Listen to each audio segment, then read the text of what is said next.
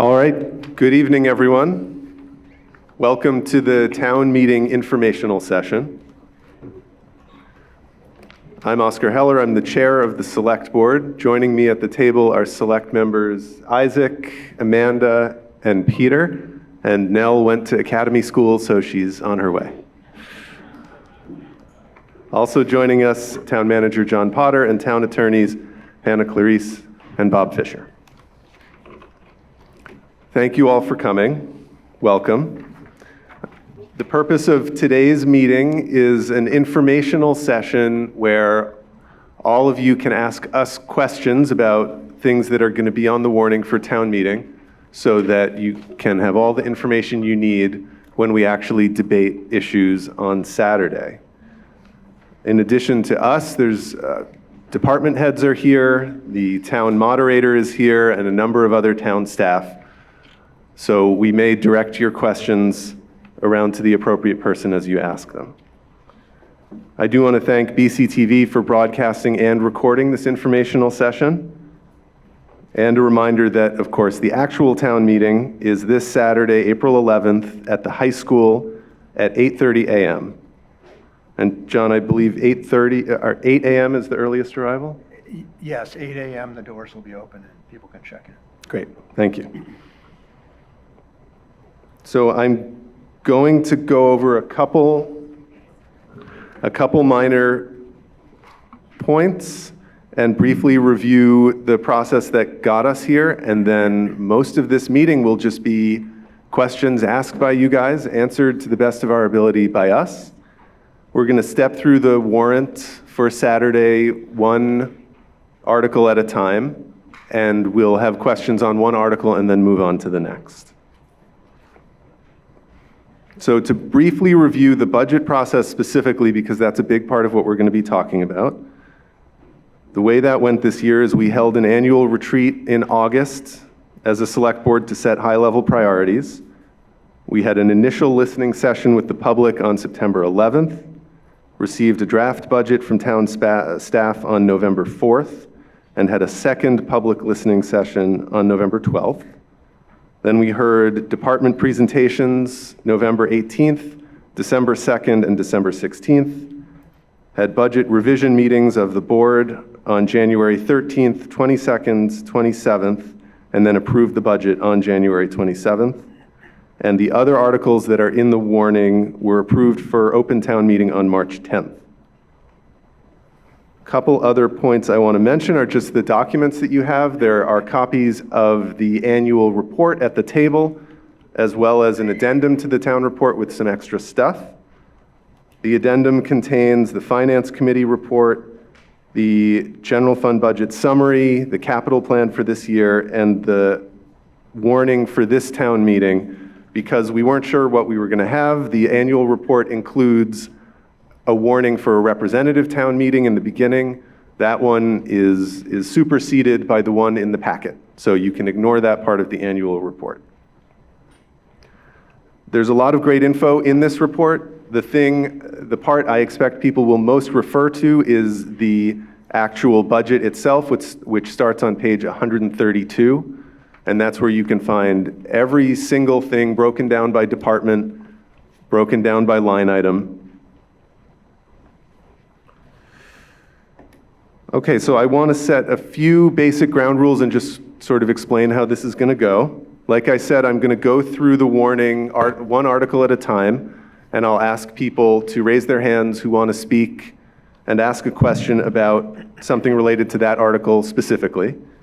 You can see the warning on page 7 of the extra packet, and there are 16 articles that we'll go through. Some are really simple, some will take longer. As far as organizing how this goes, when I call on you, please come to one of the 2 microphones in the center aisle.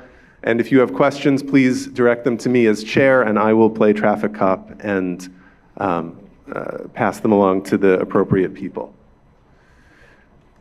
And then the big thing to keep in mind for tonight is that this is the informational session.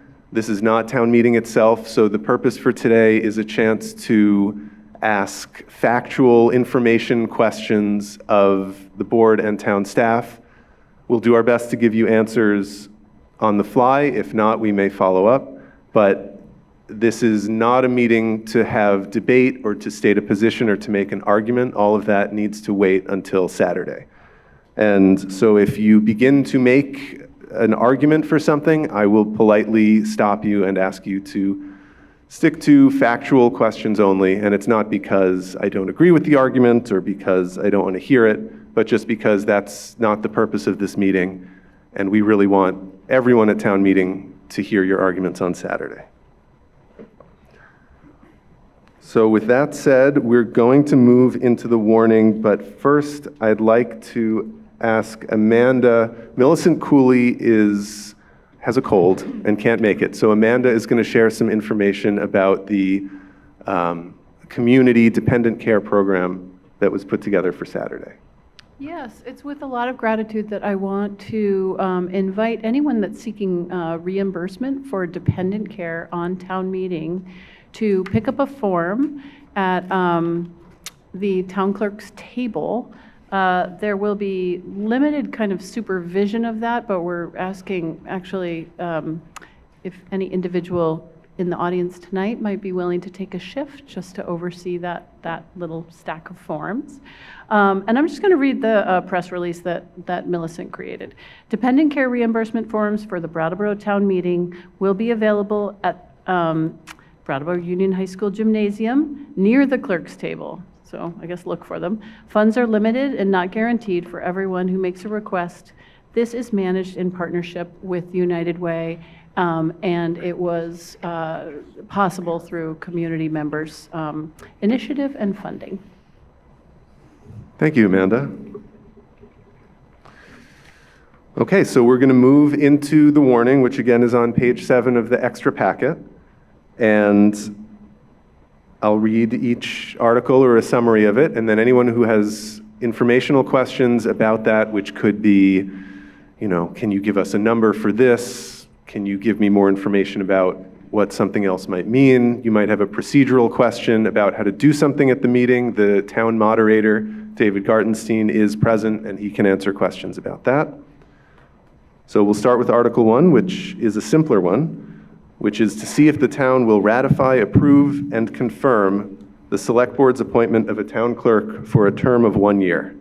Is there anyone who has a question about Article 1? Please raise your hand. Okay, seeing no questions.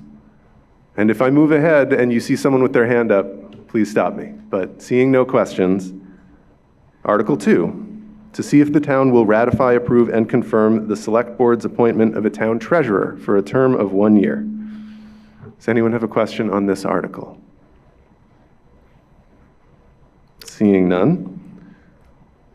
Article 3, to see if the town will ratify, approve, and confirm the Select Board's appointment of a town attorney for a term of 1 year. Anyone have a question about this article? Not seeing one. Article 4, to see if the town will authorize its Select Board to borrow money in anticipation of taxes, grants, and other revenue. Any questions about Article 4? And I should have said up front, some of you may be new to Brattleboro Town Meeting. Some of you may have been representatives in previous years, but we really do invite your questions. So please don't feel like we're going to judge you for not knowing something or anything like that. If you have a question, please put your hand up and we'll get you an answer. Yes, no bad questions, exactly. Okay, Article 5. I'm not going to read every word of it, but to see if the town will raise and appropriate the sum, maybe I will, of $131,698.86 through special assessments on property within the Mountain Home Special Benefit Assessment Tax District, as approved by town meeting March 24th, 2007, and as delineated in the town ordinance entitled Municipal Act to establish and regulate the Mountain Home Park Special Benefit Assessment Tax District for the purpose of paying debt service on the capital improvements to the water and sewer lines serving the Mountain Home and Deepwood mobile home parks. Does anyone have a question about Article 5? Yes, sir. And just come up to the microphone if you don't mind. This will let the people watching online hear your question, and just state your name up front. My name is Bill Lax, and could you please just define what the tax district is? What are the boundaries of it? I don't understand what that is. Sure. I can try that. Sure, or we can toss it to someone if you prefer. Yeah, I think it's just the Mountain Home Park, the residences in Mountain Home Park that are benefiting from the sewer and water project that was done a number of years ago.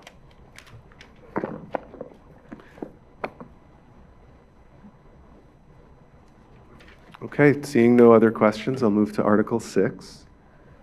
To see if the town will raise and appropriate the sum of $80,000 through special assessments on properties within the Downtown Improvement District to be used for capital and operating costs of projects of the town's duly designated downtown organization.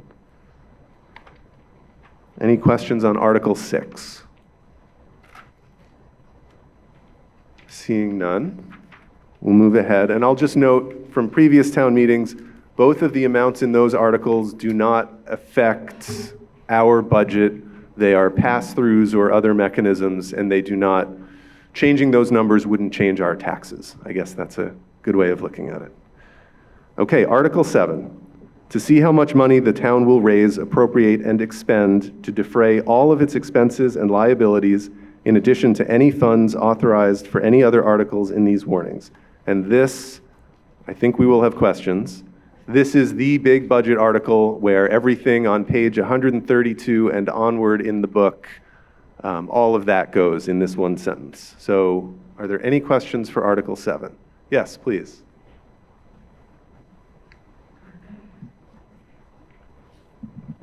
Hi, I'm Ellen Schwartz, District 8.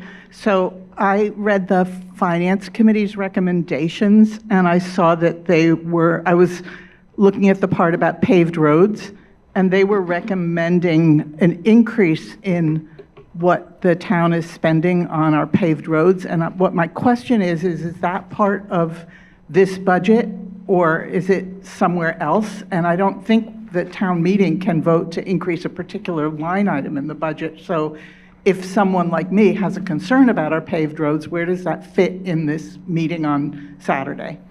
Great, thank you. That's a great question, and I think it bundles up a couple other general points. So this budget does include $550,000 for road paving. The Finance Committee report recommends increasing that amount by at least a couple $100,000. So this would be the article to increase that amount. Now, the longstanding practice is that town meeting does not have the authority to bind the select board to change a specific line item. So it would not be permitted to amend this article and say, you must put $300,000 more into roads. The practice has been to amend the total number of the budget and then include a sort of advisory suggestion to the select board that that's what town meeting wants the money to be used for. And historically, those suggestions have always or almost always been honored by the select board. So the procedure on Saturday would be for someone to stand up and say, if they wanted to increase spending on roads by $300,000, they would amend certain numbers in the sample motion that you see below Article 7. And for example, they would say, instead of a sum not to exceed $27,040,801, they would say $27,340,801 with a direction to the select board that this money is intended for XYZ. So this is, the big answer is yes, this is the article where you would make that change to the budget, and that's the procedure. Great, thank you. Other questions on Article 7? Yes, Ernie.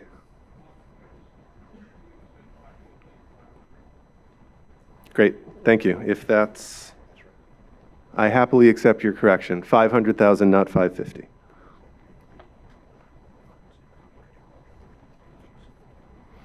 Anyone else with a question about Article 7? Bob.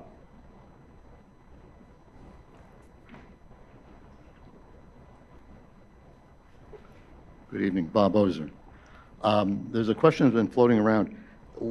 During the past budget cycle, I believe, there were 3 additional sworn officers added to the police force because of an emergency in the downtown area. And so the question is, what was the total cost of that increase in staffing? And by total, I mean not only salaries, but benefits and training and certification and all the rest of that. So, thank you. Thank you. So those officers, the cost of those officers fully loaded with all benefits is approximately $91,600 each. And so, as you noted, there were 3 officers, so that's in the neighborhood of $275,000 for the ability to have a downtown presence. Thanks, John. Any further questions? Kate?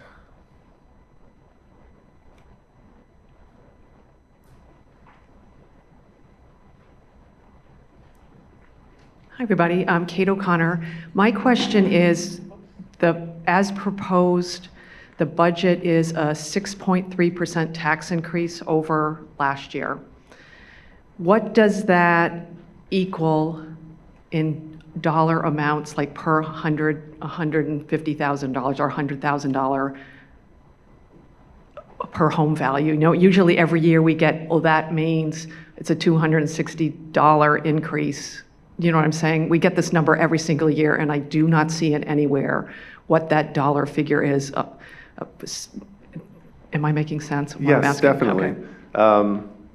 If we can't get that right now, we can certainly calculate that and have it ready by Saturday or sooner, unless somebody wants to do some back of the envelope math, but I won't blame anyone for saying no. Yeah, I can search around and see if I can find it while we're going on to other questions. But generally, whatever we come up with for that is truly an estimate because we don't have all the information yet to know exactly what that would be.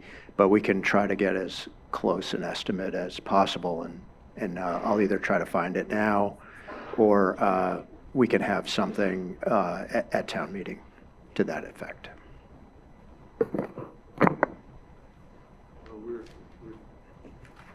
I broke it. It's back. Okay, great. We're doing some figuring here, but I think following up in the next couple days is probably the safest approach, but we can get that for you, absolutely. Other questions on Article 7? Yes, please.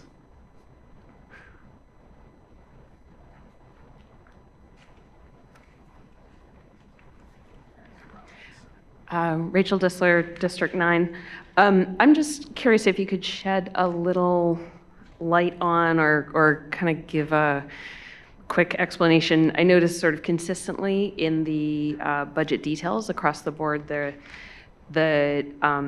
difference between the FY26 budget and FY27 select board budget, and what is the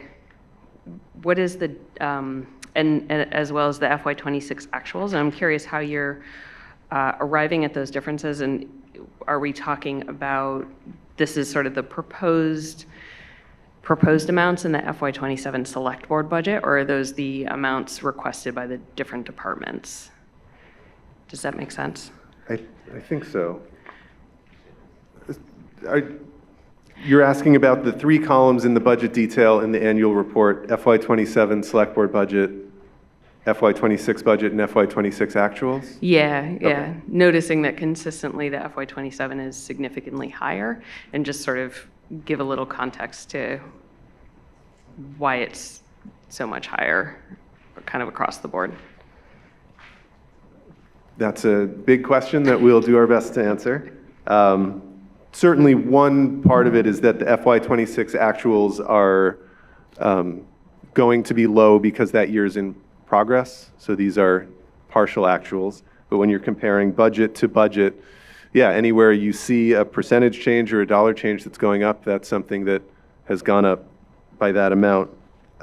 If you go department by department, something I probably should have mentioned up front is that the benefits have all been split. They used to be just one big benefits section, so they have all been moved to their respective departments. So, for example, the fire department's expenses have gone up by 49%, but a lot of that is because health insurance and other benefits got moved into that section. So that's one reason why some of the numbers look sort of surprisingly big. Other questions on Article 7?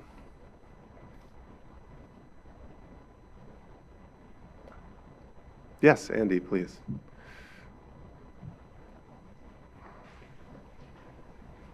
Andy Davis. You just referenced 6.3% increase, but in the printed budget, I see the number 8.3.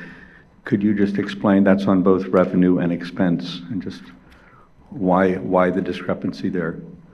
Thank you. Please. I think are you referring to the difference between the increase in the current taxes line, which I believe is 6.3%, and the overall expenses or revenues, which is 8.6? So it's just all that represents is that not all of the revenues that go towards the expenses are from property taxes. They're also from a number of other revenue sources.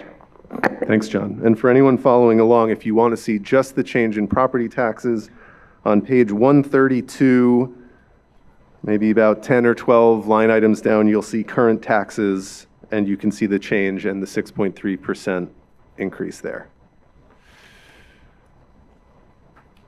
Other questions on Article 7? Andy?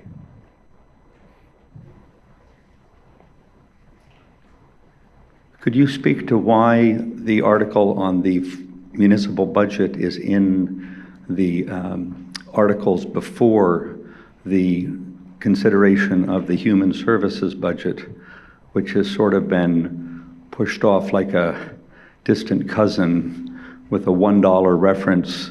And why would that come second? What was the thinking behind as you prepared these articles?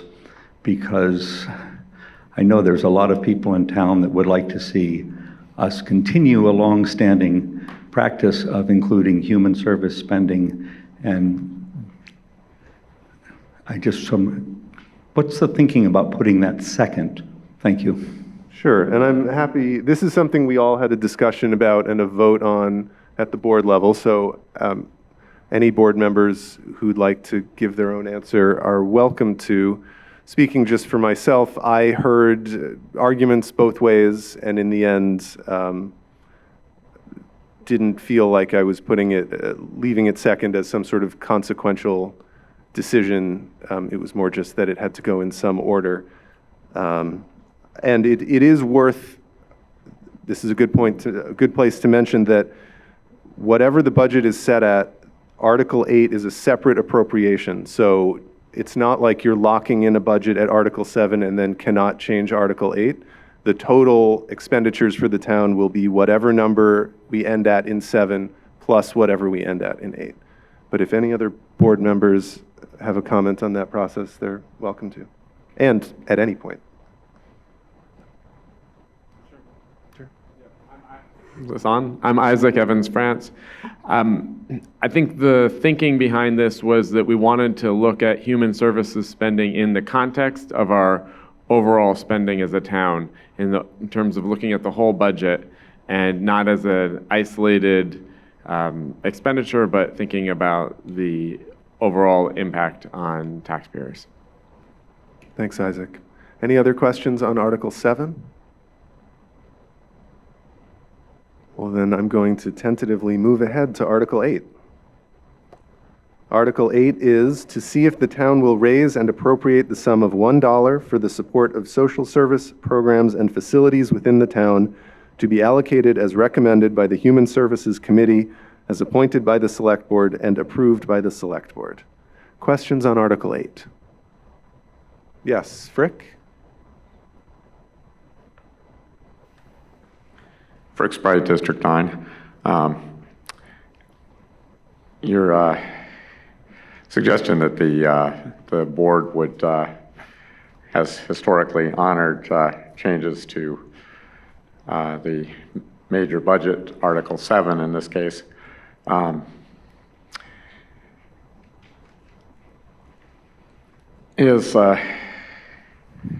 is inconsistent with what you did with Article 8 and the amount, because the town meeting actually did give a number specifically for this purpose, which was a little bit more than $1. And I'd like to know why the board in its infinite wisdom decided to ignore town meeting specific instructions on this issue and this specific article. And I'd like to ask a follow-up question, which is how you propose to divide $1 among the various agencies that were applying for some of this money. Thank you, Frick. I'm going to suggest that the path we arrived at to get at this number,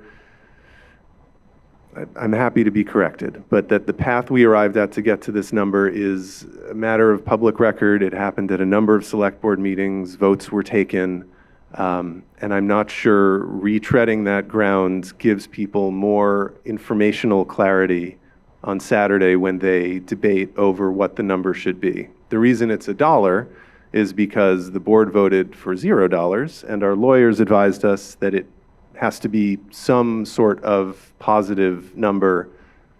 And the reason it's a number in there at all is so that town meeting has the opportunity now to change it to any number they see fit. So while I take your point on the first part and think it's well made, I'm not sure it feels drifting into realms of argument to me. I would beg to differ. We are covering things that are a matter of public record through the entire warning tonight. Mm-hmm. This is the final review before meetings. When we're all here, theoretically, hopefully more people will show up for town meeting. Hopefully more people are watching online. But this is actually an article that we did vote on at town meeting. And so I'm trying to hear from all of you how it is that we get from something that was actually ratified by town meeting to this, which clearly is inconsistent with it. So that I really want an explanation in this venue. I appreciate that. Thank you.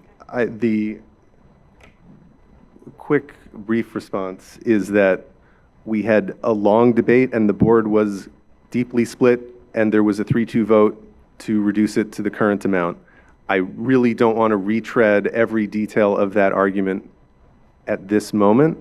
I will say that in terms of how we did or did not regard town meeting's past instructions, it's important to note that the vote at town meeting was worded as up to 2%, and that while I may or may not agree with you on what that number should have been put at, I don't think there's anything inconsistent with the vote that was taken at town meeting. Nell? We're sharing. Hi. Woo. I think it's worth clarifying, because what I take from Frick saying here is, well, how can town meeting trust that an amendment made to the overall budget article would be honored by the select board in terms of the direction of that amendment being specified through the discussion?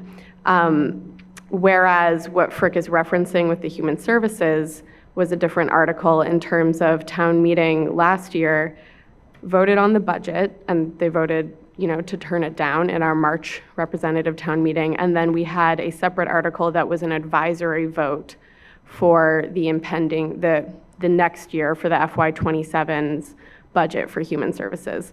And again, while I'm not saying this, I'm not including my personal opinions in this, but there is a difference in terms of if town meeting makes an amendment towards the overall budget, the board is bound to reflect that. And the advisory vote, which we don't have on this warning, does not commit the board in the same way. And so I think that's worth clarifying to understand. And there was a lot of discussion back in January about whether or not there would be a separate article to confirm what the human service spending would be for this budget for FY27. And I think the simplest thing I can say with trying to keep it clear and keep opinions out of it is that the town will have the opportunity to decide what they want to be spent on human services, and that will be binding, and the board won't be able to affect that for the FY27 year. The town will have the opportunity to amend the budget, and that will be binding. And I understand that I think Frick is speaking towards a deterioration of trust between town meeting and the select board. And I think that's a much larger conversation, but one that I believe we're all interested in having and feel committed to. The main point I'm trying to clarify there is that an amendment to the overall budget is not the same as the advisory vote that we had at the end of last year's RTM in March. Thank you, Nell. And just because I know this is an area that people will ask questions about, and I found confusing for years when I first joined town meeting, if you amend the budget, which is the previous article, the number you amend it to is binding. That becomes our number. What you direct us to do it with is advisory, but we will do it. Any other questions on Article 8? Bob, and yes. Bob first. You may not want me first, Bob Ozer. Please. So, first of all, your indulgence, because I have actually two questions, and one question goes to Article 7, and one goes to Article 8. So do the Article 8 question first, which is there a procedural way to consider Article 8 before Article 7 for the sake of perhaps logic or efficiency as opposed to numerical consistency? And is that something that the board can do, or is that something that would come from the floor? Let me ask, good Lord, let me ask the town moderator if you're here, David. I'm David Gardenstein, town meeting moderator. I wanted to speak to a couple of things, three things about the procedure for this coming Saturday, and the potential for switching Articles 7 and 8 is one of those. So we had a question earlier about the relationship between Article 7 and Article 8, being that Article 8, the Human Services funding, is actually going to wind up being part of the full budget for the town and reflected in the tax rate. Given that those questions relate to each other and that Human Services funding and the budget as a whole are part of a real single question, I'm going to be suggesting at town meeting on Saturday that we convene as what's called a committee of the whole and be able to discuss as a group the budget and the human services articles together. Because the way Robert's rules would currently operate, we'd be talking first about the budget and not talking about human services funding because it's a separate article. And I think that it's going to be way more productive for us to be able to have a full discussion about all those matters financial in nature before moving on to make decision about the budget individually, which is one article, and human services funding, which is a separate article. I'm also going to be suggesting on Saturday that we, during the committee of the whole procedure, try to get to a point where we understand each other's positions about how much human services funding, if any, should be included in Article 8. Last year, for anybody who was at town meeting, you'll recall that there was a wide range of positions about how much human services funding should be included. It ran the gamut, and I think there were 8 or 10 total suggestions. And the way Robert's rules would work, it's very difficult to find out under a strict application of those rules which position has the strongest majority support. We would take a vote during that article, and the first position that had majority support, if we were filling in the blanks like we did last year, would control. And that wasn't the best way to proceed. So I'm going to hope that we can have a discussion, a nuanced discussion about how much human services funding does the body in the biggest majority support. Then, with those two things having been addressed, we're going to turn, I hope, if this procedure is adopted without objection or on a vote at town meeting, I hope that we'll then proceed to make a decision about whether to flip the two articles, Articles 7 and 8, whether to start with human services or to start with the budget. And that's a procedure that's called suspending the rules, but it's suspending the rules just for the purpose of flipping the articles, because usually we would take Article 7 first and then Article 8.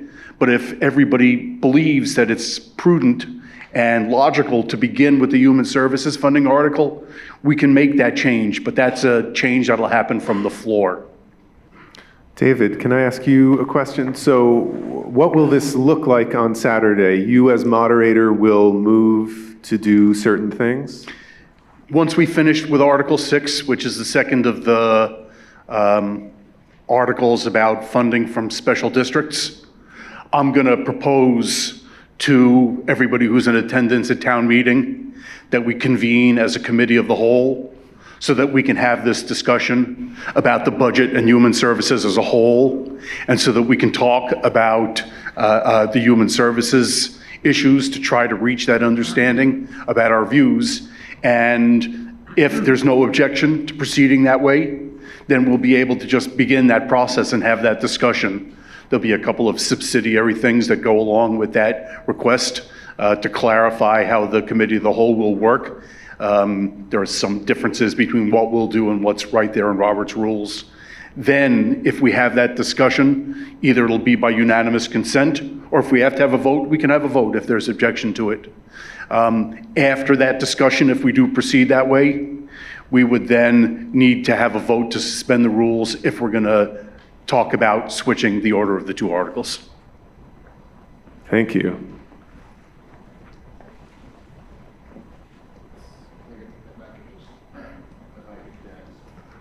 If I could speak to what David just proposed, was nearly the exact same thing that I had proposed during a select board meeting when we voted to zero out the budget. All my attempt was to put it into a budgetary conversation so that we knew where our tax rate would wind up, because it just felt irresponsible last year, failing a budget and then adding the human services back into a budget that we had already failed.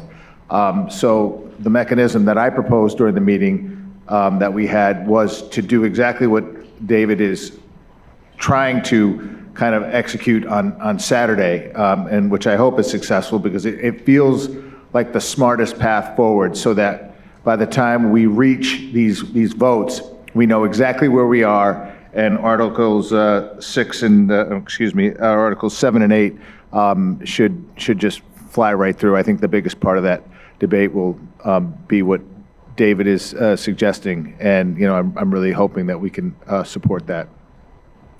Great, thank you, Peter. Yes, who else? I'm sorry, in the back with the mask.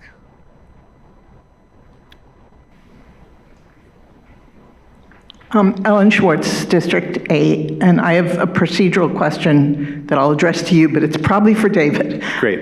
So if we have that committee of the whole, and we're discussing both of them, and say hypothetically we come up with an amount for human services, is that the same place where we're going to be discussing any proposed amendments to the total budget, either raising the total budget or lowering the total budget. Is that going to be in that same discussion? So, and then when we come out of the committee of the whole, we'd be voting on each of the articles?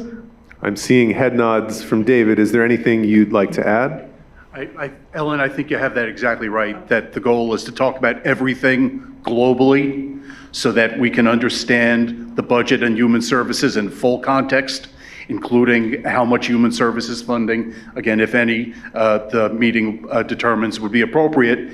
And then we'll come out and, following Robert's rules, deal with the budget article and the human services funding article through the formalities of the process, which will then get the numbers included as finally approved. Great, thank you. Thank you, Ellen. Other questions on Article 8? Yes, Bob, you had a second one. Part 2.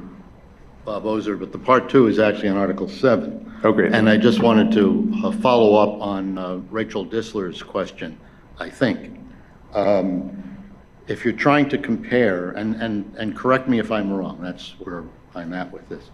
If one wanted to look at the general fund budget and wanted to compare the FY 24, 25, 26, 20, actuals to the proposed for 27, and since benefits have been added in 27, is it correct, if you wanted to do the math, to subtract Social Security, retirement, health insurance, life insurance, opt-out HSA, HSA expense, and opt-out and HSA payments from the current proposed budget in order to get a number which would compare to those prior years? Did I miss anything or put anything in there that I shouldn't have? I think you might have missed the Vermont child care contribution. I didn't hear it, but maybe you didn't. So. Pardon me. I think that was, someone can correct me on this, but I think that was a statute change. Yes, but we've been expending there, yes. What I was going to say is that in the Select Board's backup materials for their meeting on January 13th, in the memo on the budget there is an addendum which compares all of the FY26 benefit costs to FY27, and what the staff did there was they reverse engineered them, breaking them out by department so that people could see the increase from FY26 to FY27 for each benefit line. And the reason that we've tried to do it this way is so that everyone can see the full cost of each of the service centers. So hopefully moving forward in the future, this will be beneficial to really know like how much you're spending on an individual department. But it is a little bit of math to figure it out this year. So. Thanks, John. Yep.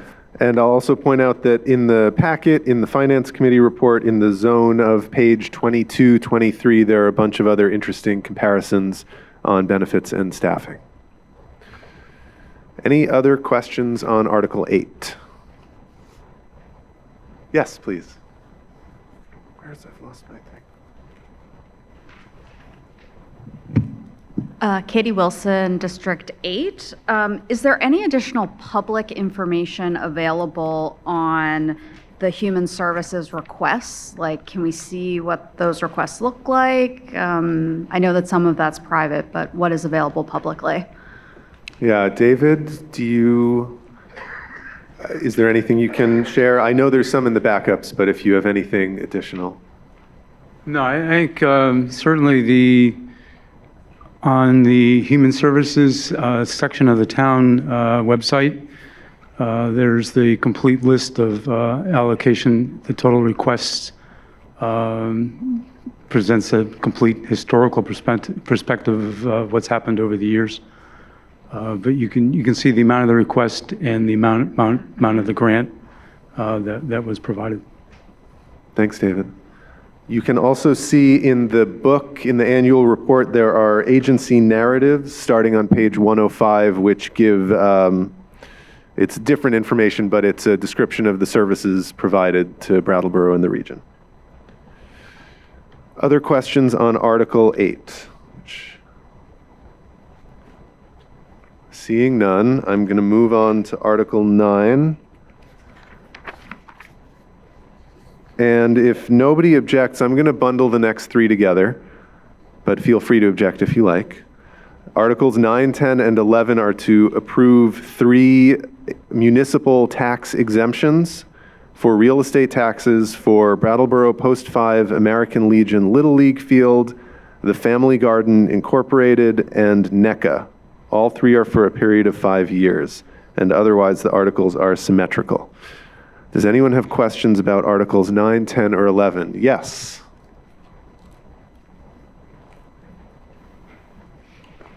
Ellen Schwartz, District 8. I think this is my last question. As many as you like. So I actually have 3 questions related to this. So in the finance report, I saw that the reason they have to request this is that they were previously denied tax exemption status from the listers. And my question is why and whether the criteria that the listers use to either deny or not, or provide, to offer or deny tax exempt status from the property tax are available somewhere. And then my second question is for each of these organizations, what is if we vote to give them the tax exempt status for another 5 years, what is the approximate dollar amount, knowing that it wouldn't be the same for each of the 5 years? And then the third part of the question is, are these the only 3 organizations in the town that are getting this or applying for this exemption, or are they the only 3 whose 5 years ends this year? And like next year, would there be some other organizations that would be, their 5-year time would be ending? If I'm not really explaining that very well, but No, that you're makes nodding perfect your sense. head. Yes. Let's ask Jennifer. Yes.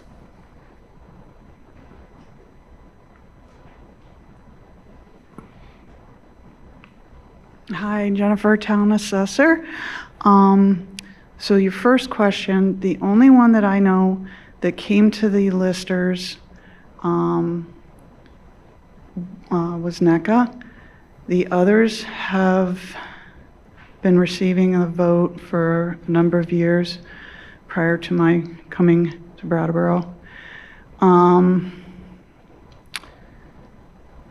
They are the only 3 that applied, and there are no others that are receiving the exemption, so it's the only 3. And I'm not sure if I missed, the dollar amount, we would have to come back with that number Saturday. And the criteria, like why do some get it?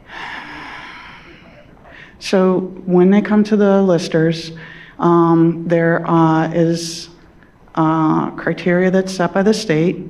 There is a form called the Public, Pious, and Charitable Form. I'm not sure if I can quote the criteria, but you have to be a nonprofit, open to the public, and Bob, can you help me with the third one?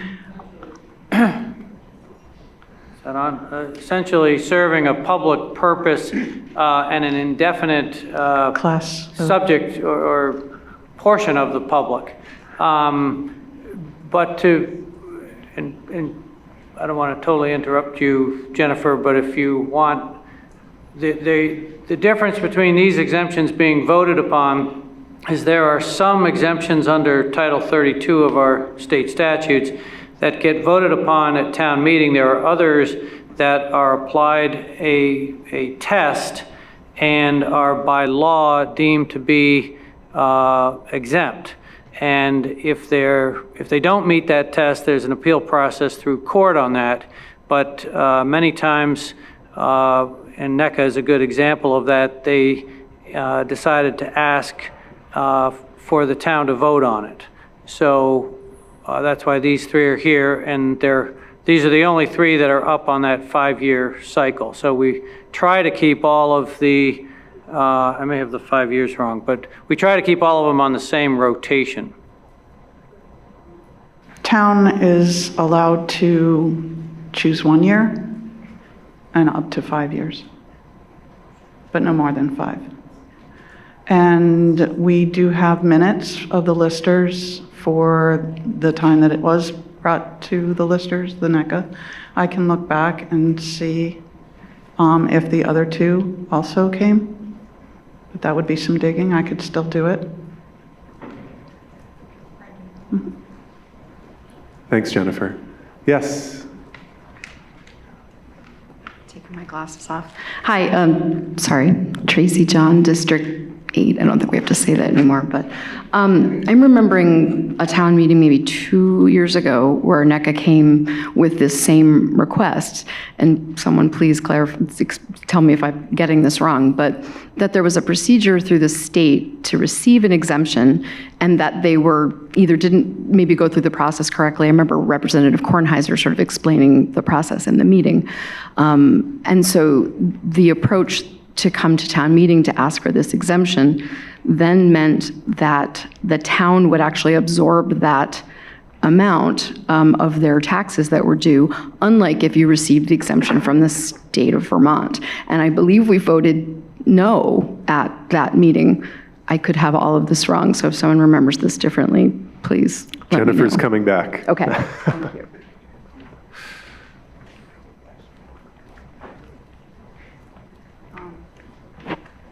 So when the town votes to exempt the education portion, that is when it is picked up through the local agreement tax. Currently, we have the veterans. There's 30,000 of qualified veterans that is exempt.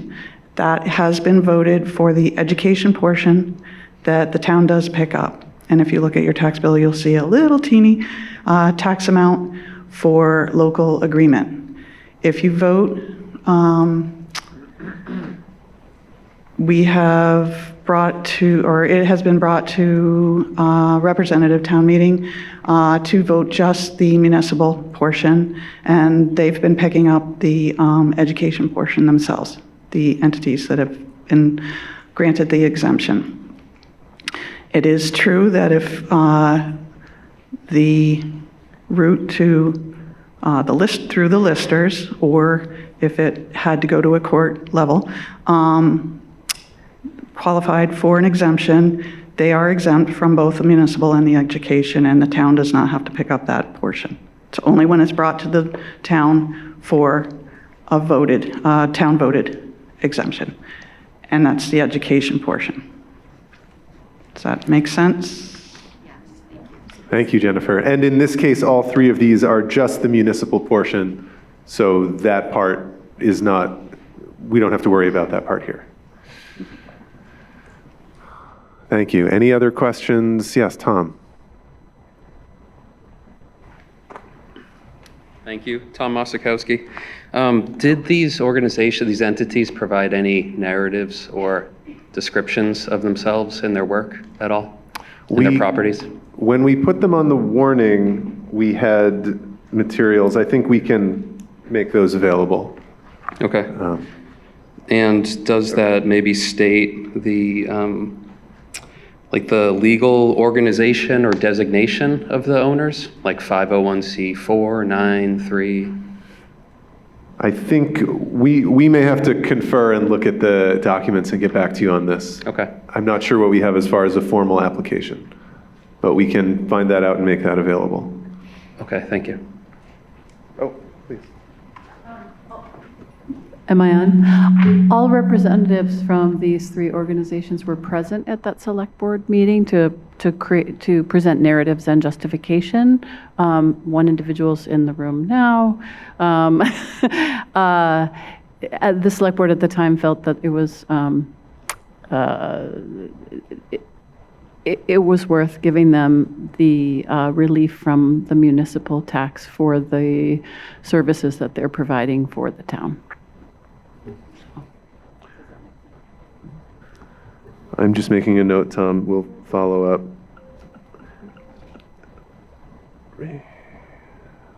Okay. Kate, we have an estimated number for you on the per 100K. It's sort of scrappy because but what we have is that $1 million in the budget is $82 in taxes on $100,000 of property. So if we were to raise the budget by $1 million and your house cost was valued at $200,000, your property taxes would increase by $164. But this has all been done on the fly. It's an estimate. So that's for right now, and we will do the math offline and follow up with you. Right. Yes, and John makes the excellent point that even at that point, some of this will remain an estimate, just the natures of how the actual tax rate and tax amounts will get determined.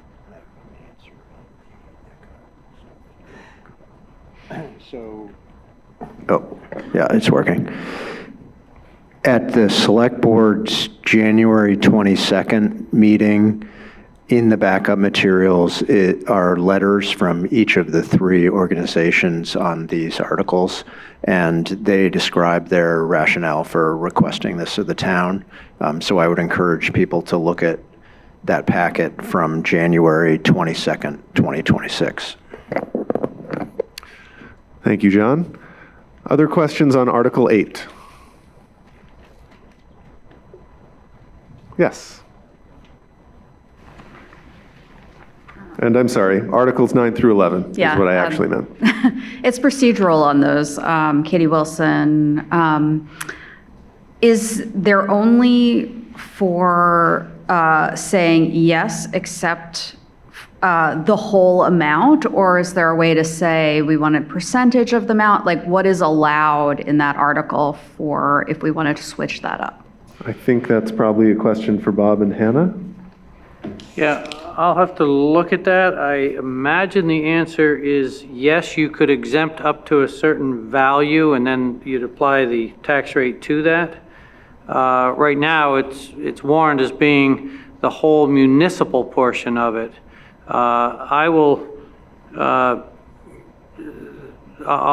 if I change my mind on that or find I'm wrong, I'll certainly let you know on Saturday, if not before, okay?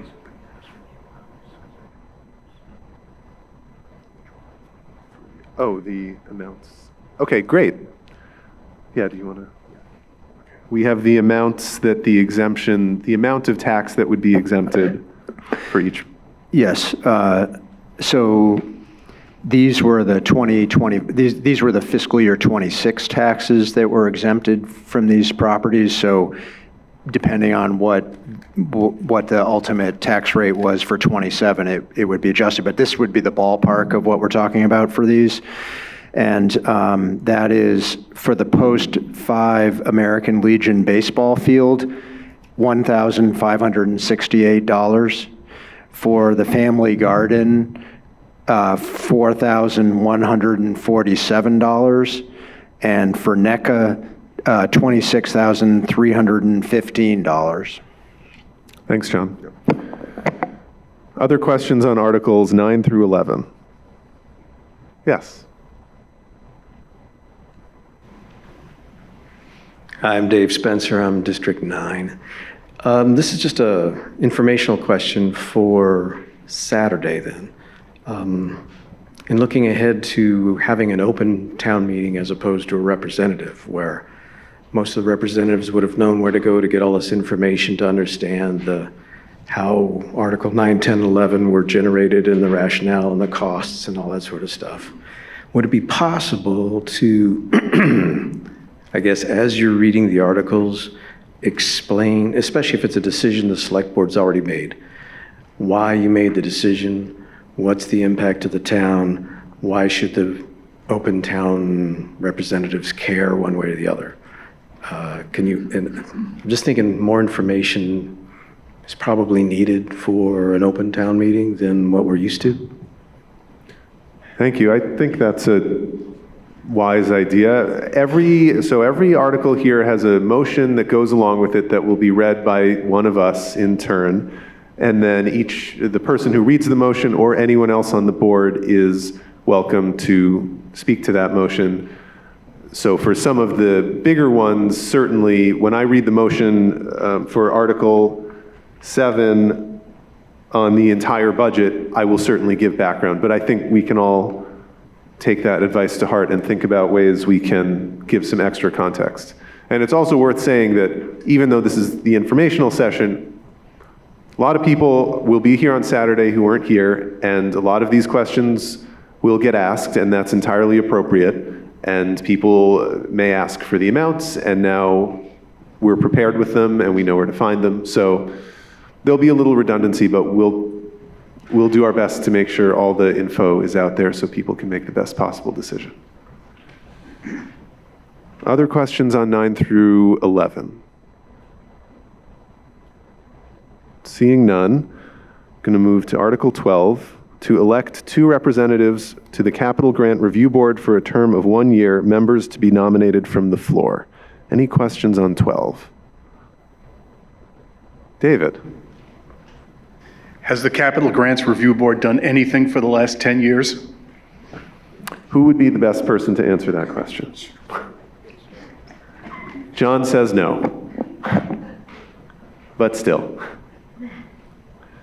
Any other questions on Article 12? Okay, Gemma, I'm sorry. Well, since you call it. Hi, Gemma Seymour, current member of the Capital Grants Review Board. We have done absolutely nothing in the past year. I was advised when last year I nominated myself to be a member that the Capital Grants Review Board did nothing. Although I'm happy to serve if any work needs to be done. It is my understanding that the recommendation of the Charter Review Commission is that the Capital Grants Review Board be eliminated. And given that there has been actually no work done in many years, I don't see any reason to necessarily oppose that, but there is a process that the Charter Review Commission will be going through in the future to enact that. So I would, if no one else would like to nominate me, I will again nominate myself from the floor to serve for the coming year. Thank you. Thank you. I feel like many people here will be nominating you to serve. Other questions on 12? Okay, let's move to 13. To see if the town will establish an advisory budget committee consisting of 5 members. And I'm going to bundle this with 14 because they're closely related. Article 14 is if the vote on Article 13 is in the affirmative, to see if the advisory budget committee shall be appointed by the select board and thereafter elected by ballot beginning on town meeting day 2027. Any questions on these 2 articles? Kate?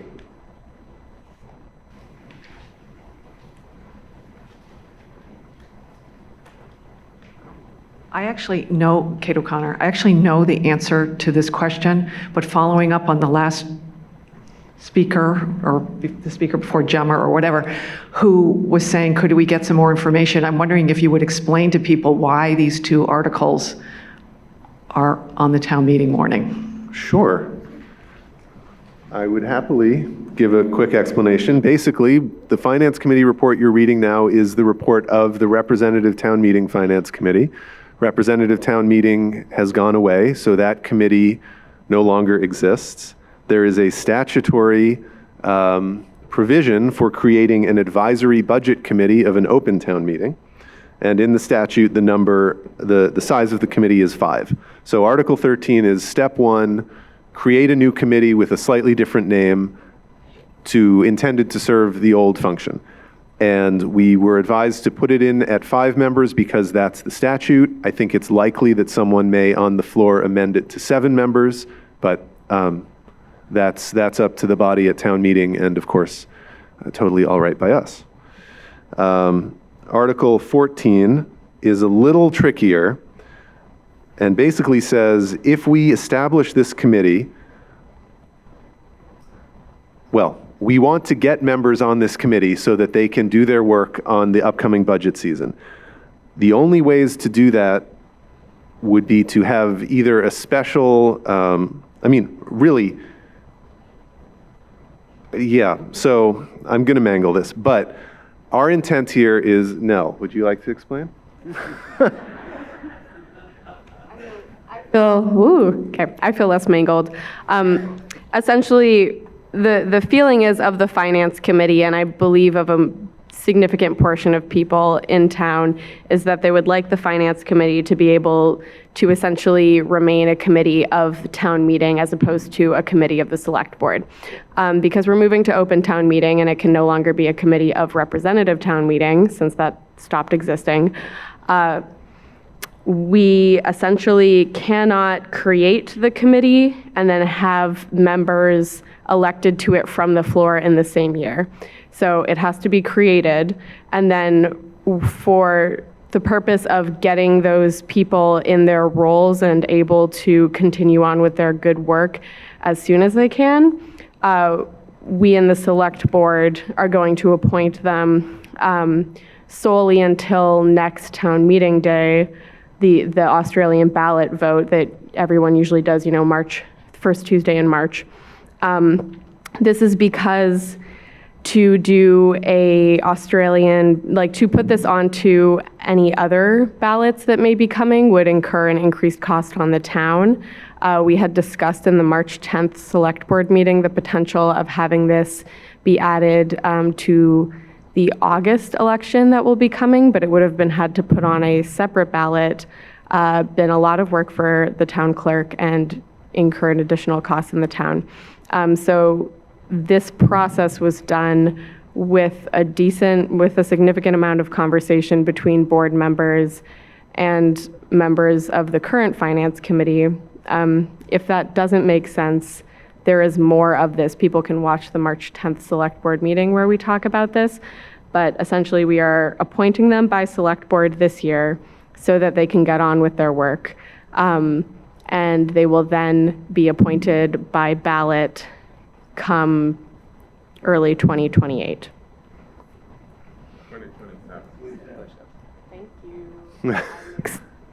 Thank you. I mixed up calendar years and fiscal years.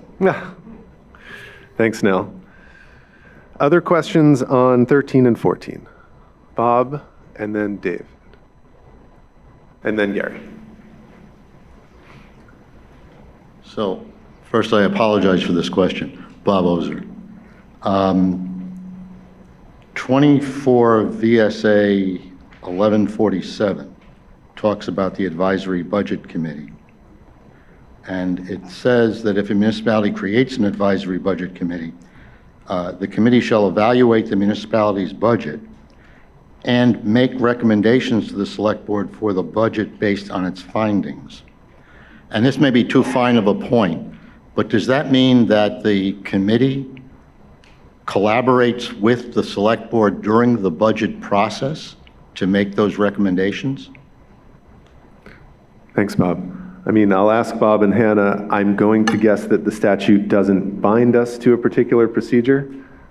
That's correct. The whole idea is that the Advisory Budget Committee is advising the Select Board with recommendations. So it can be a very collaborative working relationship. What Nell was talking about is actually in Title 17, which deals with local elections, as to you have to establish the committee first, and then at a subsequent meeting, typically they are elected by ballot unless the town votes to have them appointed by the Select Board. But because you can't do both at the same meeting, this talks about having them appointed until there is an upcoming vote, whether it's decided that it's not going to be in August, but whether it's November or more likely next March, as to whether or not that would be elected by ballot. So that's a decision the board will make at a later point. Thanks, Bob. Yes, Isaac.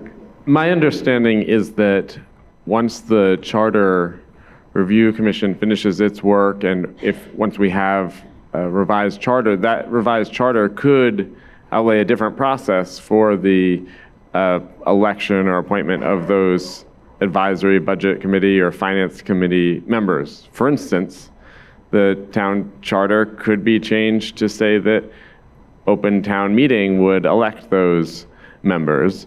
And my understanding is that the state statute, and correct me if I'm mistaken, town attorneys, but that the town charter is what is the governing policy, which would supersede whatever the state statute would normally have us do.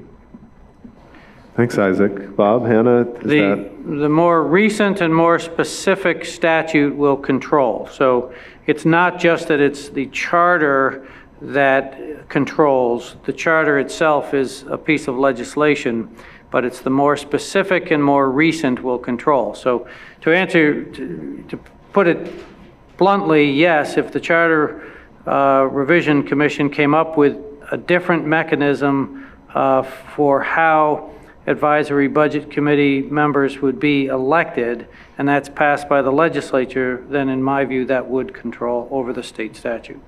Thanks, Bob. Yes. I would only just add that it's worth noting that this past fall, or maybe summer, the Finance Committee had been asked by the Charter Revision Commission how they would like to have their members appointed. Here's insider knowledge from the ex-Finance Committee clerk. We wanted Australian ballot at the time, not to behold any other future advisory budget committee members to agree with that, but it is in line with what the Finance Committee had been asked about and stated they'd prefer. Thank you, Nell. Other questions? Yes, please.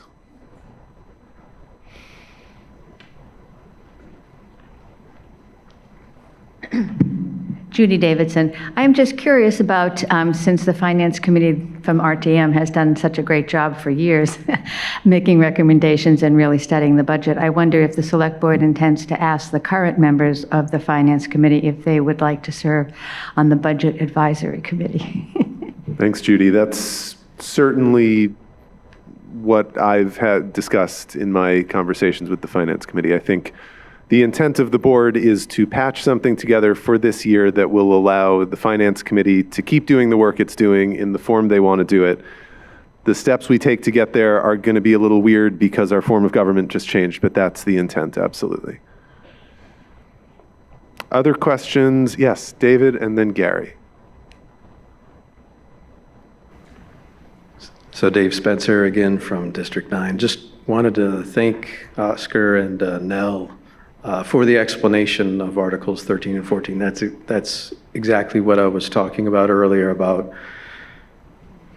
filling out more of what the rationale was, what the intent is. I'll apologize in advance to you all because it'll probably make the meeting longer on Saturday because you'll get a lot of clarification questions about your explanation, but I think in the end, you get a constituency that actually knows what they're voting for then and feels a little more confident about what you're presenting. So, thanks. Thanks, Dave. I agree with you. Gary.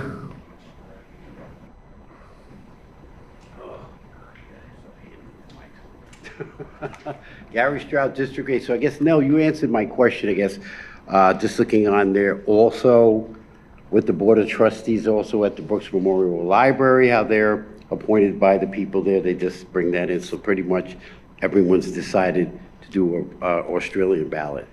My question, I guess, in legal terms, and other towns, what is the average amount of on the finance, how can it be held? How many people can be on a finance committee? And how does that work? Thanks, Gary. Hannah, Bob? 5 unless they vote otherwise. I don't have any statistics on how many towns use this or how many deviate from that number.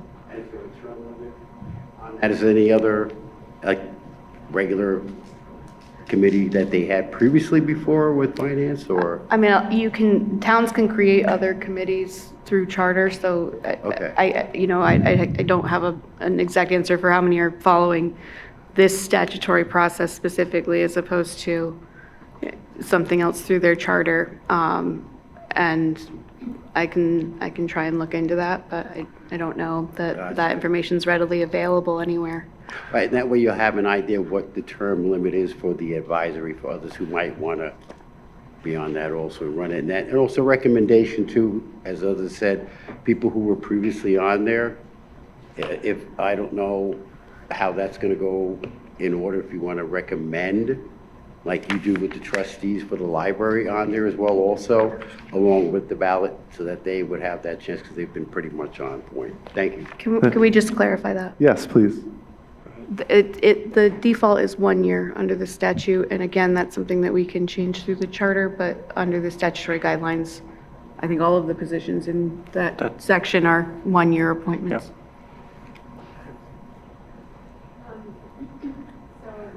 Okay. I don't think that we have discussed term limits in terms of a number of years that a person can serve on the finance committee and then is not able to after that. Like Hannah said, each election cycle would be for 1 year. We've had some people that have served on the finance committee for a number of years. I don't think we as a town are in a position to essentially say, we don't want you to serve anymore, like 7 years, you're out type of thing. I don't think we have enough people lining up to do that work to say that, nor do I think there necessarily is any reason to impose a term limit. Generally, as it had been for representative town meeting, the chair of the committee would assemble what the slate would be to be read out at the meeting, and that gives current members the opportunity to get their names on it. I believe that it would be similar, for example, for the select board appointments. We've been in conversation with the chair, Millicent Cooley, of the current finance committee, and she has been in contact with current members of finance committee and other people who had expressed interest in joining. So I recognize that it could be viewed as hard to break into if you don't know the right people to talk to about it. When the finance committee in the summer had discussed this amongst ourselves, there had been the discussion of essentially just like consent to go onto the ballot the same way that you do for representative, that you had to get onto the ballot for being a representative town meeting member. So I believe it would give anyone the option to put their names on the ballot. That had been what had been discussed. But there's a bit more administrative stuff to get worked out there. Sorry, Gary, if you have a follow-up, could you come to the mic so we can all hear you? I didn't know, because normally the process for finance committees, like you get interviewed with the select board. It's actually a little different because the old finance committee was always appointed at town meeting. So people would nominate on the floor at town meeting and then the body would vote. Right, so now OTM, since you're doing a vote, I think there was a process mentioned about interviewing and asking people why. I mean, it's a whole different process on how it goes. It'll be a little different just for this year, and then for years going forward, they will be elected by Australian ballot on town meeting day at the ballot box. And of course, all of this is likely to be overwritten by actual charter changes sometime in the next 12 months. Okay, so the application that's on the town website is null and void, basically? You don't use that anymore now? We never did for the finance committee because that wasn't a select board committee, that was an RTM committee. RTM, right. But yeah. Okay. All right, that was a question that I was just curious about and how long it was going to be, but I appreciate that. Thank you. Oh, thank you, Gary. So just for this year, okay. For this year, essentially, the select board has been in communication with the chair, and there will kind of be a slate prepared by the Millicent Cooley.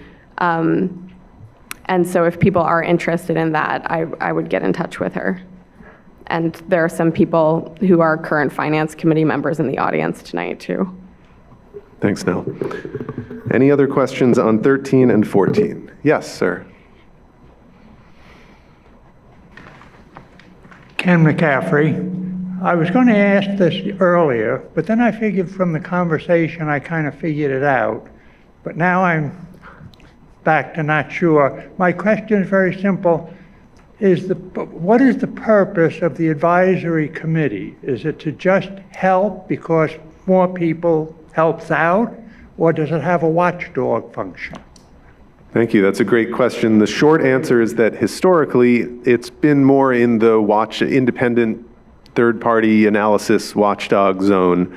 The Finance Committee report, which I think is in the packet, was prepared as an independent project. The Selectboard didn't contribute to it, so it's more in that zone. There's certainly opportunities for the Finance Committee and the Selectboard to work together in different ways, and we might explore some of those. But I think the baseline work for the new committee will be a report like this done in the same style and with the same sort of outside analysis.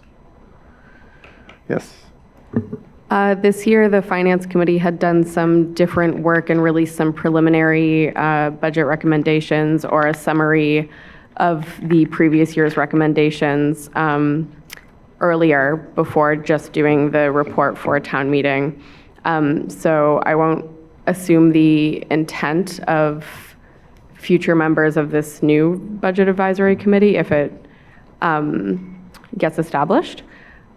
But my experience having been on the past year's committee was that there was an intention to try to revisit, reiterate, and start the work earlier to allow for more collaboration in the budget process as opposed to just an analysis and potential critique of it in February.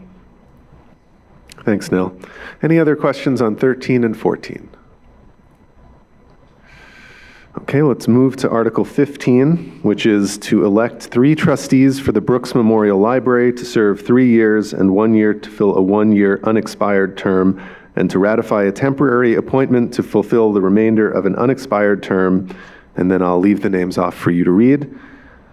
Any questions on Article 15? Okay, seeing none, I'll move to 16. To see if the annual town meeting shall hereafter start on the Sunday preceding the first Tuesday in March for the transaction of any business not involving voting by Australian ballot or voting required by law to be by ballot. And I will just frame this one, since it contains the trigger words Australian ballot, and say that the only function, as I understand it, of this article is to set the date of the open town meeting, which will be the Sunday before regular town meeting day. The purpose of having it on the Sunday before is that the Tuesday is traditionally a really difficult day for people to come to a full town meeting on, so we want to have it on the weekend. I believe there was some specific conflict with the Saturday, but it's not leaping to mind. It's more expensive to use the space on a Saturday, apparently. Additionally, BCTV, my understanding was BCTV was covering other towns as well. Thank you. Let's ask Hillary. Thank you, Hillary. Yay. We're having so much fun with hearsay. Hillary Francis, Town Clerk. So doing it on Sunday is actually slightly more expensive because of the union contracts that the school has with their maintenance team to work on a Sunday. The Saturday before town meeting is the last day of the basketball season, and so they can't guarantee that we have the gym on the Saturday. They can guarantee that we would have it on a Sunday. Doing it on a Monday or a Tuesday is logistically really challenging for both the town clerk's office and BCTV, and so we requested that we do it on the Sunday or Saturday. But if we did it on a Saturday, it would not be able to be in the high school gym. Thank you, Hillary. You're welcome. And the final bit of context there is that the Australian ballot, required by law to be on ballot language there, is just to exempt certain things that, bonds, et cetera, that must be voted on town meeting day at the ballot box. But the design of this article is to have a normal open town meeting the Sunday before and do all the open town meeting day things there. Questions on 16? Aaron?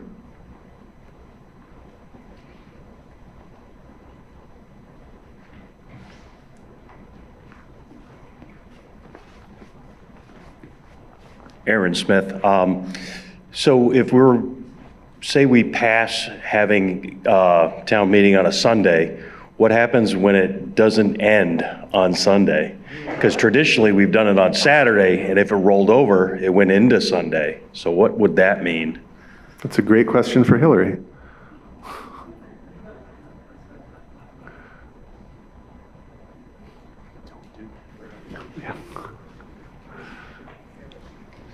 So ultimately, it would be up to the body, but our assumption is that it would be recessed to the following Sunday, which would mean that the high school is setting up and breaking down and setting up and breaking down, but we would be guaranteed the gym both Sundays.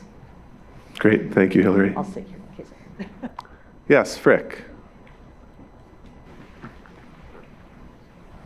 Frick Sprite, District 9. I believe there's also some statutory requirement that it has to be before, and I don't really understand why, but, and that's part of the reason why we're not having it a traditional Saturday and possibly Sunday after town meeting day. Is that correct? Right. Well, yes, please, Hillary. Yeah, statutorily, it has to be within 3 days before town meeting day, unless the charter states otherwise. So that might be something that the Charter Review Commission discusses going forward. But certainly for the next year and until we have charter changes, it would have to be the Saturday, Sunday, Monday, or Tuesday of town meeting day. Thank you, Hillary. Before you walk away, does that not conflict if the scenario that Aaron brought up, should we not basically adjourn and having finished all the business on Sunday, February 28th, would moving it to the next weekend not conflict with this statutory requirement? It's being recessed to a date and time certain. It's an extension of that meeting. And so the meeting already started. Thank you. You're welcome. Thanks. Isaac, did you have a question? Same question. Great, thank you. Other questions on 16? Yes, in the black? Hi, Arlen Manning. Just my question on that, is this issue with the basketball on Saturday only next year, or is that continually every year, so it's going to constantly be an issue? Yes, it is every year, says John. Dave? This is Dave Spencer again. So is it possible on Saturday's meeting to put a motion in place to move the date earlier so we plan on having a long meeting? Or in other words, like the week earlier, the Sunday before the Sunday, or however that works from the logistics perspective. Is that an option for Saturday, or is this just we like Sunday, we don't like Sunday? Sorry, are you asking about moving the basketball or moving the... If only we could have March Madness in February. The article. When we vote on the article, it's that Sunday, yes or no, thank you very much? Or is it... Oh, could you amend it? Could we make it the Sunday before the Sunday, or are there modifications? I suspect you could amend it, but by statute, the only days available are town meeting day and the 3 days before town meeting day. Okay, that's helpful to know. Unless it's in the charter. Okay, thank you. I think it's going to be a situation where we essentially attempt to muddle through this year, and then the Charter Revision Commission is restarting their work in May. Is it May 14th, Kate, your next meeting? Yep. So I believe that they hope to finish their recommendations and put forward a new charter to be voted on for the town. So it could be a messy logistical situation for this next February 2027, but hopefully we would have a charter change that could adjust that. And because in addition to what Oscar said about us only having the 3 days, I would assume that the issue with the Saturday basketball conflict would affect the weekends prior to that in February as well. Thanks, Nell. Other questions on 16? Frick. And if I'm missing someone who's had their hand up, just yell at me. Not to beat a dead horse, but if it's an issue of the charter, our charter does mention town meeting at a later date. So is it absolutely certain that we can't do OTM on the date that our charter allows us to do RTM? Hannah says, yes, it is absolutely certain. That is the advice we're being given by the town attorneys. Specifically says that RTM is scheduled for that date, not the annual meeting generally. I continue to be confused as to, besides who's allowed to go, what the difference is between the two. But RTM is defined in the charter specifically as a town meeting of the elected representatives. I understand that, but anyways, whatever. Thank you. Yes. Yes. In the.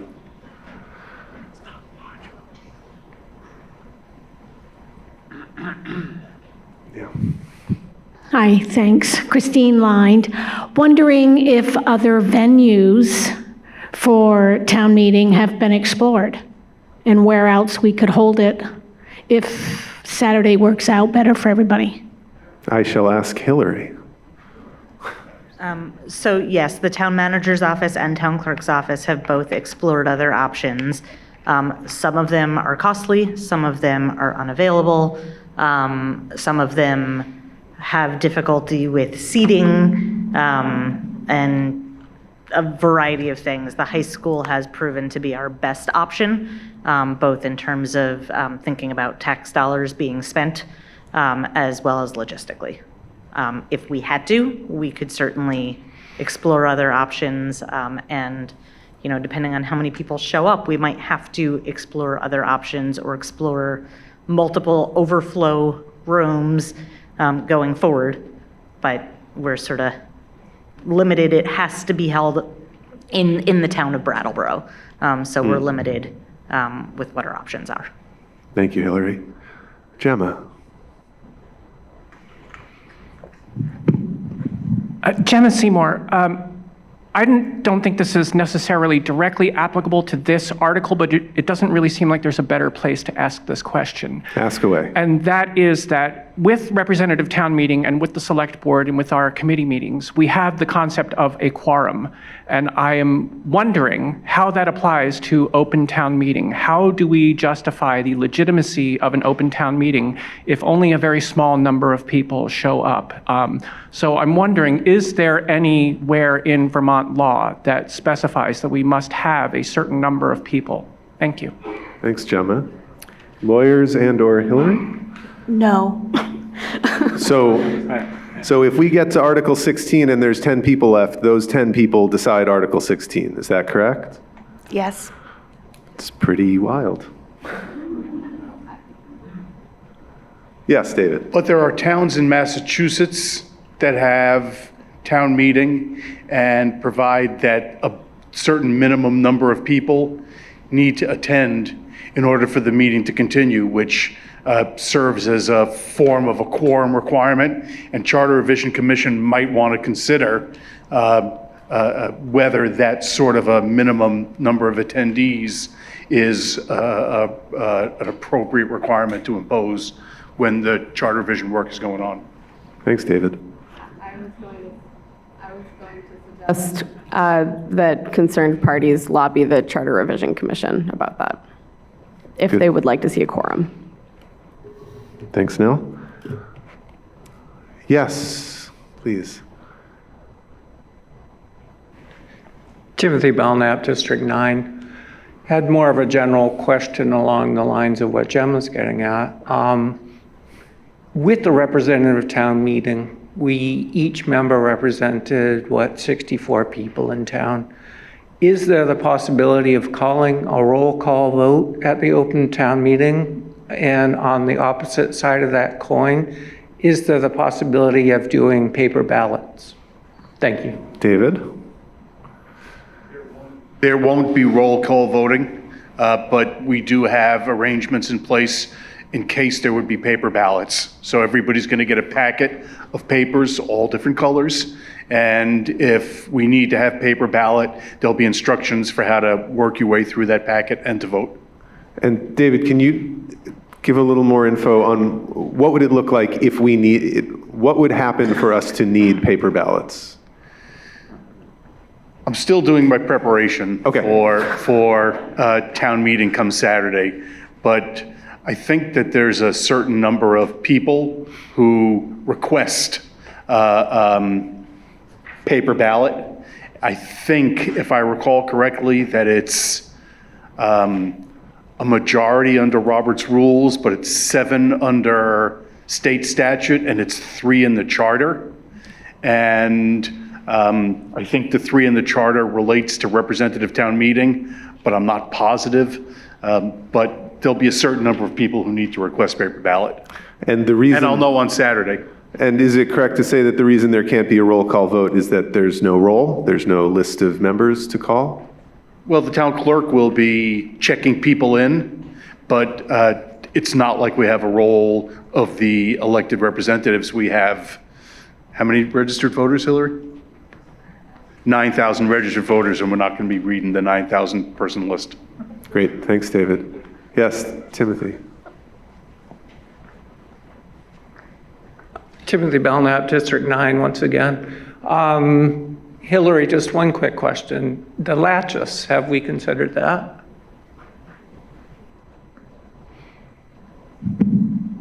We have. Do I remember exactly why they didn't work? I don't. But I do remember that we explored it and it was not an option. Thanks, Hillary. Randy.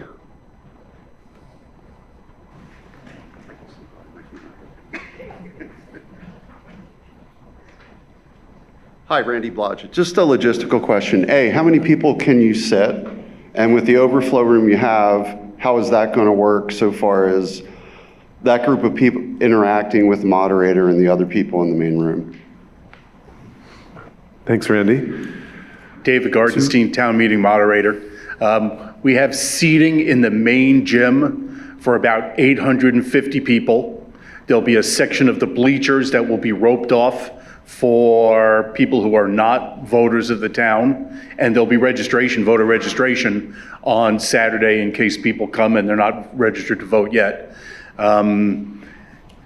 If we exceed 850, which seems unlikely, seating, then we would probably first be ushering the people out of the non-voter section and then seating voters there and moving the non-voters into the BAMS gym. And there's going to be a Zoom link that BCTV will be maintaining that will allow for both audio and video connection between the BUHS gym and the BAMS gym. Also, if we fill up the last piece of the bleachers with voters, we also have the ability to have standing room in the back of the gym. So probably we don't need to have voters in the BAMS gym overflow room until we have about 920 people, 925 people voting in the BUHS gym. If we exceed 925 people in the BUHS gym, we have the BAMS gym as an overflow room for voters, and we have 400 person capacity, about 450 person capacity in the BAMS gym, and we have staffing available, thank you, Sue Fillion, to serve as a facilitator in that room to make sure that people who are raising their hands get recognized, and we'll work out making sure that everybody who wants to speak gets to do so, even if we're working to the overflow room, and voting will have to be we'll be working out a mechanism for ensuring that we're toting the votes from both rooms. It'd be one thing if there's a voice vote, if there's a question about division, then we'll be counting in both rooms. If there's ballots in both rooms, they'll be collected in both rooms. They'll be brought back to the town clerk for counting. Thanks, David. I think it's actually really good that we're talking about all this logistical info, and it is helpful. I do think I've led us stray a little bit from actual Article 16, which is about setting the day of upcoming town meetings. So I'd like to pull us back to that and see if there are any other questions about Article 16. Yes. Elizabeth Pittman, District 8. So what happens if there's seriously inclement weather on the date that we set? That's a good question. I mean, if we're moving it even earlier than...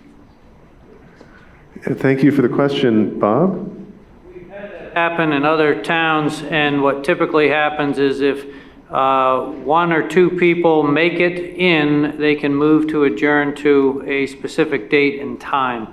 There have been on town meeting days major snowstorms over the years where that process has been employed. Very rarely, but it does happen.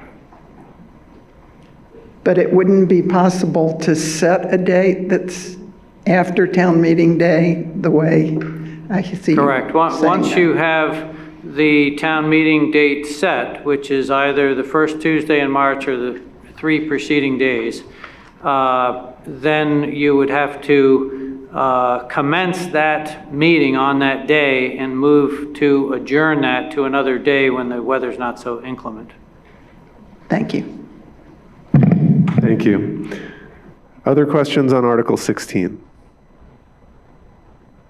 Seeing none, I'll move to Article 17, which we should discuss, although the Select Board doesn't have a motion here. Article 17 is to transact any other business that may lawfully come before the meeting, and this is other business. This is the place where people can make non-binding motions, essentially, from the floor. And David, could I ask you to explain a little bit about how that works and what that means? If you want to make a non-binding motion, it's got to be non-binding because it's not warned under other business. You should have a written copy of the motion with you. Try to get it to us before town meeting day as well if possible. And we'll call on people to make their motions under other business until somebody makes a motion to adjourn that gets adopted. Thanks, David. So, questions about Article 17? I'm not seeing any, which leads me to think that we may bring the informational... Neil, yes.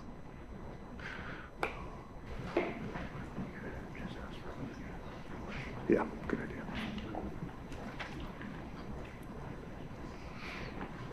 Hi, I'm Neil Manders from the original District 7. It has sort of been semi-brought up that if you have 2 different rooms, you have to use a Zoom to get back and forth in between each other. I'm wondering that if there is any way that the Select Board can, over the next year or so, begin to look at bringing the whole thing into remote attendance to the town meeting. I've spent a considerable amount of my time trying to work with you folks on the town board, and unfortunately, I can't be there on Saturday. The schedule just worked out so that I cannot actually be physically there. I am on the road, probably on I-95, somewhere heading down towards North Carolina, and I'm more than willing to open up my phone and try to zoom in and offer some times of things as well. But there's a number of other people I've heard from around town who just can't physically be at that meeting. And I know that this goes back to the original ideas of representative town meeting, open town meeting versus Australian ballots. But if there's some way that we can somehow or other designate an individual or create a remote access to the meeting that's going on, I think that would be a great advantage to the town. So, thanks. Thanks, Neil. Let me ask Bob or Hannah and/or Hillary. I don't think there's any restriction against it, but I think the better question would be for Hillary on the logistics. I don't know how you would prove that someone's a registered voter if they're joining remotely.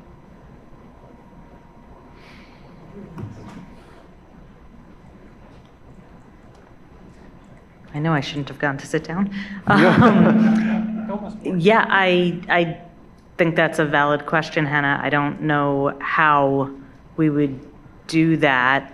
Right, it's not like a ballot where there's absentee voting and there's signing.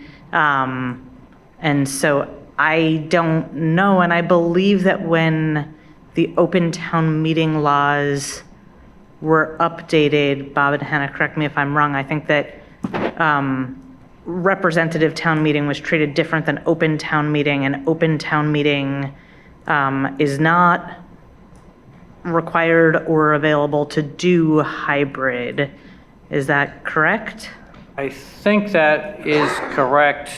We would need, suffice it to say, we would need to not only check the dynamics between open meeting law and how to vote remotely. It calls into so many technological questions that while I think it's a good thing to talk about, my recollection is that we can't have annual town meeting be remote at this point, given the laws that we have. But it's my understanding. With the way the world is changing, it's certainly a conversation to bring up with legislators and to discuss. I just don't have the full answer on that tonight.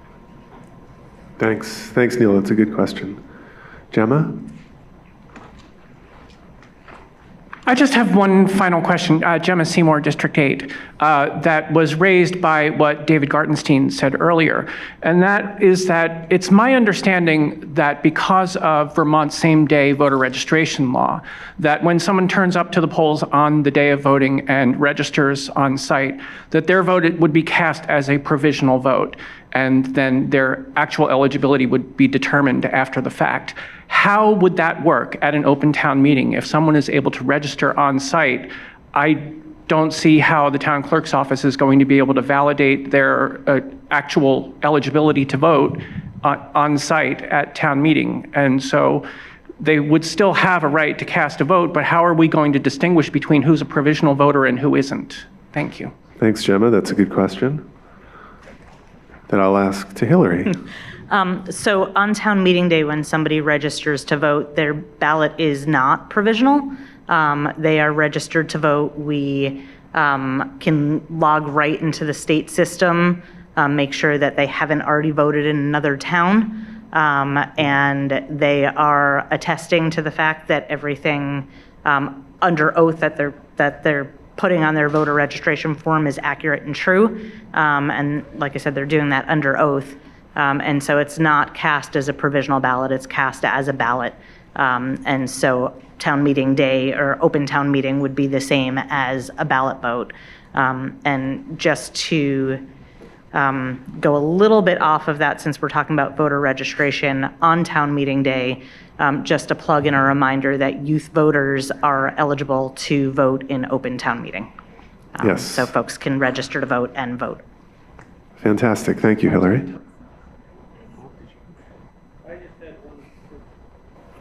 Going back to the issue of whether you can vote the exemptions on those charitable organizations in whole or in part, the answer is yes, you can do it in part if it were amended to be that. But those are for any charitable organization that owns land that's used exclusively for the charitable purpose. So if there were an amendment to vote a portion of it, that could be, the amendment could be voted upon, and then the exemption would go from there. So just wanted to follow up while we had everybody here. Thanks, Bob. Other questions? Yes, Heidi.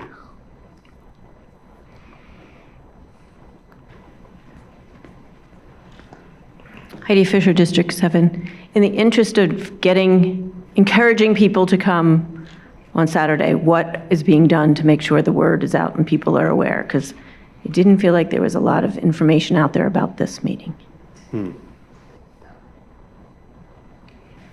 Thanks, Heidi. Well, John? Well, we've warned the meeting. We've discussed it it's been mentioned at every select board meeting. It's been in the paper. We put a banner up on Main Street. We encourage all of you to tell your friends to come do their civic duty. And beyond that, I'm not, is anybody else aware of other communications that we've done? Social media posts, it's on the town website. Yeah, it's be great to get the word out. Hillary put it on her wildly popular Hillary Francis Town Clerk Facebook page in a really, with a lot of other great links that showed you everything you needed for that day. And I think the truth is, for this local politics stuff, a lot of it is word of mouth. So I'm sure we've all been talking to everyone we know, telling them to come, and I hope you'll all do the same. It would be good to get a great turnout at this first ever open town meeting. Dave and then Gary. Actually, thanks for bringing that up, because something I've been thinking about when we did vote for open town meeting. I was thinking the paradigm now of getting the information out to the entire constituency has changed. You know, when you hire a representative, that representative is engaged, knows where to get the information, wants to get the information. That's what they've decided, they've volunteered to do, they got elected to do. Now that we have all the constituency to consider, you also have to think about who doesn't have computers, who doesn't know where to go to the websites. I was going to bring this up earlier, but I think it's more of a next year's budget thing to consider. I liked the mailings you guys did when you were running for office. Isaac and Nell showed up at everybody's got a mailbox. Perhaps some sitting down with experts on the best way to reach everyone in town. And not just with the, hey, we're going to vote on the 11th, but also, here's what the articles are, here's what the articles mean, here's what we're trying to do. Because now that you have everybody voting one man, one vote, one person, one vote, excuse me, they all have to be informed. Every single one of them now. So this is one of those mulligans for next year, I would say, because it's going to involve an impact to the budget. Maybe some advanced planning where things have to start sooner also. So just some thoughts. Great, thank you. I'm sure it's something that we'll be talking about when we are planning for next year's town meeting. Yes, Gary. I guess my last thing is, to answer your question, I'm the town crier, so I get out there, we have a lot of meetings. Everybody gets out there, we know, we have stuff at the library, so the word is out there verbally from neighbor to, it's a huge network. We're like a whole big family here, so anything that goes on, the other one knows. My final Jeopardy question is that day gonna be BYOB? I just say for people's health conscious taste, because a lot of people have to eat for this diabetes. For stretching, And now that we have more people that are more inclusive, that are coming out, making these accommodations for them, and also the people for ADA accommodations, and for people with different lengths, to have that, thought pattern to know and remember that.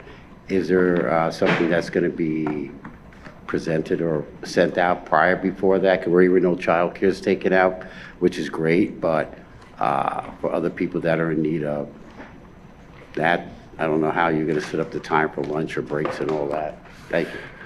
We're going to do our best, and the challenge is compounded by the fact that we don't know how many people are going to go.